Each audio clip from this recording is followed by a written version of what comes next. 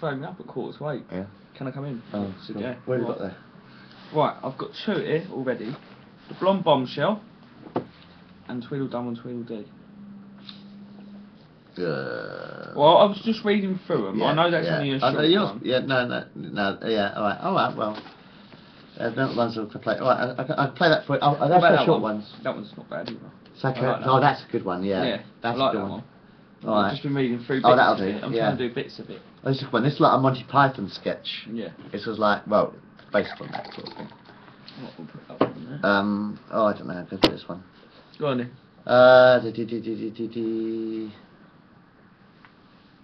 Alright, this is like a tribute to Graham Chapman. Sort of like, it's a Monty Python story sort of thing. Alright? Yeah. So kind of like a tribute. This isn't a Twilight Zone, this one. This one's going to be another film, this film. Cool. Right, this is a tribute to Graham Chapman. Yeah.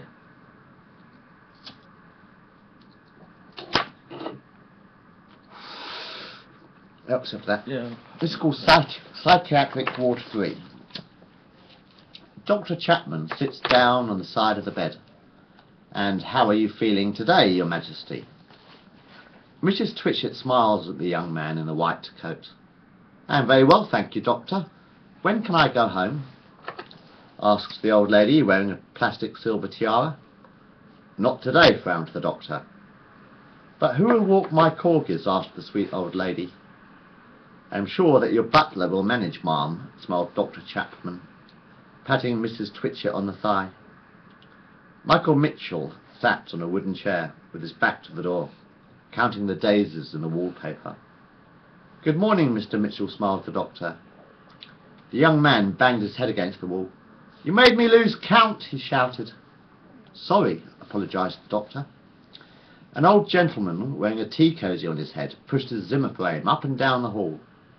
And how are you today, Mr. Roberts? Asked Dr. Chapman. My name is Napoleon, frowned the old man. The doctor continued on his rounds. A spotty-faced teenager rocked back and forth in a soft, comfy armchair in the lounge, trying to slice his arms with a white plastic spoon. Dr. Chapman breathed a heavy sigh. Now, Nigel, if you really want to commit suicide, try cutting the arteries on your wrist. Your arms are beginning to look like a railway track, suggested Dr. Chapman. Nigel's sprocket continued rocking back and forth in his chair. A young woman wearing a pink hospital gown sat cross-legged on the floor, watching television. What are you watching, Samantha? Asked the doctor. Casualty, replied the young woman. But you are already in a hospital, sighed Dr. Chapman. Shh, whispered Samantha Puddle. I'm trying to watch the television. But you are really already in a hospital. I said, yeah, that's right. A middle-aged balding man sat up in his bed sobbing. Alfred Newton blows his nose on a paper hanky and wipes his tear with a mucus-covered tissue. What is wrong? Asked the doctor. I'm sad, cried Albert. There's nothing worth living for, he wept. Dr. Chapman reaches into his pocket and hands a bottle of green pills to the balding man. Try one of these, he suggests. If you still feel depressed in half an hour, you can always try overdosing. Frederick Tumbleweed was hiding under his bed. Dr. Chapman knelt down. It's okay, Corporal, you can come out now, smiles the doctor. We won the war. A young man wearing a pink tutu hands a bunch of pink chrysanthemums to Dr. Chapman. Would you like to dance, Doctor? Asked the skinny ballet dancer. No, thank you, David. I'm busy, replied the man in the white coat.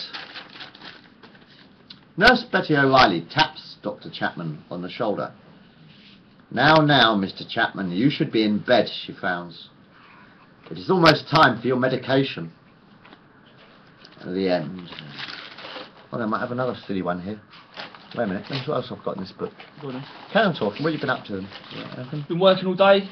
Yeah. Wasn't supposed to be working as I was training, but they called me up at 7:45 to go in. Got absolute soaps on the way there, riding my bike. So changed my overalls, it was alright. Then got soaps on the way back. And now it's stopped. I can't believe it. But other than that, yeah, it was alright day.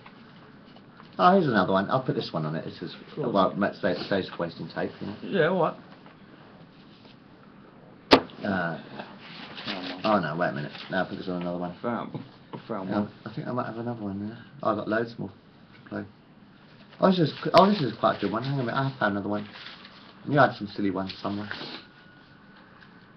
Oh, I've got some more silly ones somewhere. I'll just find it. Which It's called Pub Quiz. Right, just find them. Yeah. If you see, find whatever you want. It's called Pub Quiz. Good evening, Smiles, Derek Plunkett, and welcome to the Duck and Alligator Pub Quiz. Today's contestants are the St. Teresa's Alzheimer's Ward versus the Village Psychic Circle. I apologise for being 1 hour later than usual tonight, but the Alzheimer's turned up at the wrong pub. Luckily, the Psychic Circle knew where to find them. Derek sat down at a table near the bar opposite the two teams. Fingers on your buzz, went the Psychic Circle's buzzer. Derek sighed. Please wait until I ask the question. 1066, smiled Harry Flatsworth, captain of the Psychic Circle team. Derek coughed. Wrong answer. Derek coughed, sorry. What year was the Battle of Hastings, he asked. Buzz, went the St. Teresa's Alzheimer's Ward's buzzer. Where am I? Asked old Mrs. Fuzzlewort, looking bewildered. Derek smiled.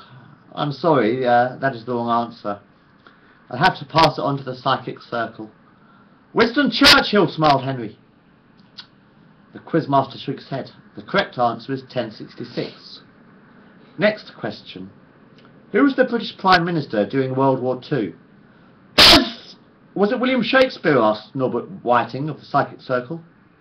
Derek frowned. Buzz! Agnes Trumpshaw of the Alzheimer's team smiled. Was it Tony Blair? She asked, dribbling into her beer. The quizmaster yawned. The correct answer is Winston Churchill. He picked up another question card. Who wrote the play Hamlet? Elizabeth Dowling of the Alzheimer's team raised her hand. I've just wet myself, she sighed. Buzz! Went the Psychic Circle's buzzer. 1966, smiled Bernard Titpit. The correct answer is William Shakespeare. Next question. In which year did England win the FA Cup? France! Smiled Henry Flatsworth of the Psychic Circle. 3 of the Alzheimer's team had fallen asleep. Only one little old lady was still awake. The correct answer is 1066, frowned Derek Crumpshaw. Next question. In which country will you find the Notre Dame Cathedral? He asked the Psychic Circle team. Sorry, he asked. The Psychic Circle team looked puzzled.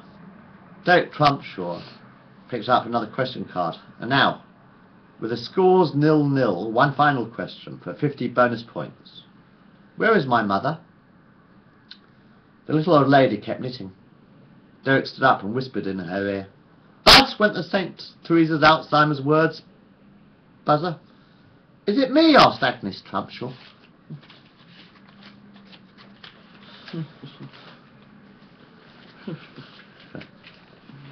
That's a good one, isn't it? Yeah. That is a good one. I do think that's got one there as well.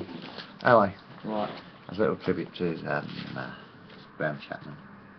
That was a good one. I've got hundreds of stories written. Yeah. Hundreds of little sketches and stuff. Christian walks up to Jesus. He says, what do you want for Christmas? There's Jesus on the crucifix. Says, well, to be honest, mate, a pair of pliers might be useful. Christian walks up to Jesus. Says, Jesus, Jesus, save me, save me.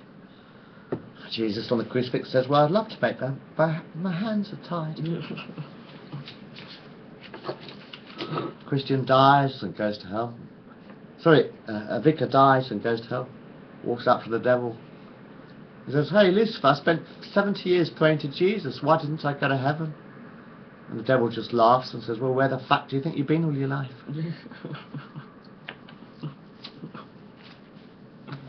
Did I ever tell you one about the kleptomaniac who got arrested for stealing a pair of socks? No? Shoplifter lifts up his hands. Shoplifter lifts up his the judge slams down his hammer.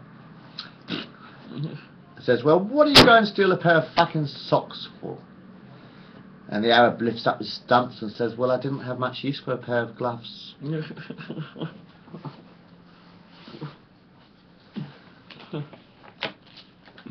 That's good. Did you ever hear the one about the gay Egyptians? No. Ramped up the Pharaoh and Mustafa Wank. Okay. What's called Serbian prostitute. Slobber down my cocky bitch. What's called two gay packies. What? Ram it and jam it. You know, they asked me they asked me if I wanted roses on my piano. I said I'd rather have tulips on my organ. What's called a lesbian packy. I don't know. Minge eater. Right. Got it? Don't give him more. I don't know, I can't think of any at the top of my head at the minute. No. I've got some Twilight. Have you? Yeah. Alright. Tell you what. I'll stop this film when we don't have one. What Twilight you got? Let's look. Got that one. Got. Got one about the calf. It was an old... Oh, that's quite a good one, yeah. Alright, hold on to it for a minute. Yeah. Let's finish this one. Right. Then what I'm going to do is swamp the fucking YouTube with all my fucking films. Alright. But I'm going to use catchwords, you see.